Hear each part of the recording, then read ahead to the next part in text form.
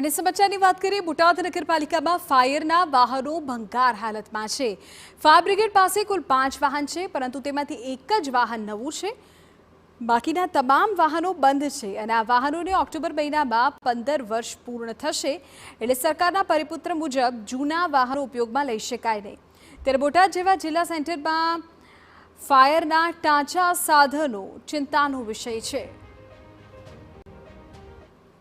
આમ તો અમારી પાસે 5 વાહનો છે, તેમાં જે 4 વાહનો છે નાના મિની ફાયર ટેન્ડર અને 2 મોટા અન્ય બાઉઝર છે, તે બધામાં 10 લાખ ઉપરાંતનો એક વાહનની અંદર ખર્ચ થવા સંભવ છે।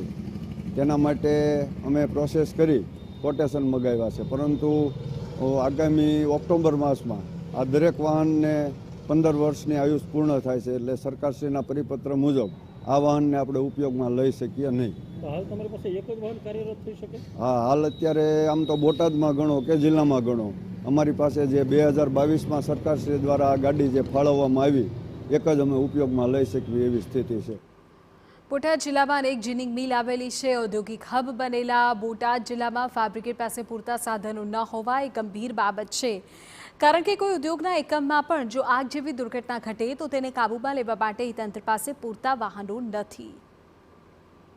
જે બોટાદ પાસે એક જ ફાયર છે એ બહુ મોટી ગંભીર બાબત ગણાય, કારણ કે ફાયર થયું હોય તો આ કોઈ કંટ્રોલ થઈ શકે એવી વસ્તુ જ નથી। અત્યારે કપાસના સિઝનની શરૂઆત, દિવાળીનો તહેવાર માથે, તો સિઝન દરમિયાન એવી ઘટનાઓ બનતી હોય છે ખરી આગની? આગની નાની મોટી એવી તો બનતી જ હોય છે, કારણ કે કોટન એક ફાયરવાળી વસ્તુ છે, એટલે નાની મોટી તો ફાયર થતી જ હોય છે। બીજી તરફ નગરપાલિકાના અધિકારીઓ પણ એ વાતનો સ્વીકાર કરે છે। ફાયર વિભાગ પાસે માત્ર એક વાહન કાર્યરત છે અને બીજા વાહનો લેવા માટે માંગણી કરવામાં આવી છે। નવો ફાયર ખરીદવા માટે 15માં નાણાં પંચમાં દરખાસ્ત કરેલી છે, તેમજ જિલ્લા આયોજનની ગ્રાન્ટમાંથી પણ દરખાસ્ત કરેલી છે અને રાજ્ય સરકારમાં પણ રજૂઆત કરેલી છે। તેનો જલ્દી ઉકેલ આવે એવી આશા છે। હા, ગંભીર તો છે। અન્ય જગ્યાઓ પર જો ક્યાંથી વાહન મંગાવવું પડે ઇમરજન્સીમાં, તો ક્યાંથી આવી શકે કે કોઈ દૂરનું અંતર પડે?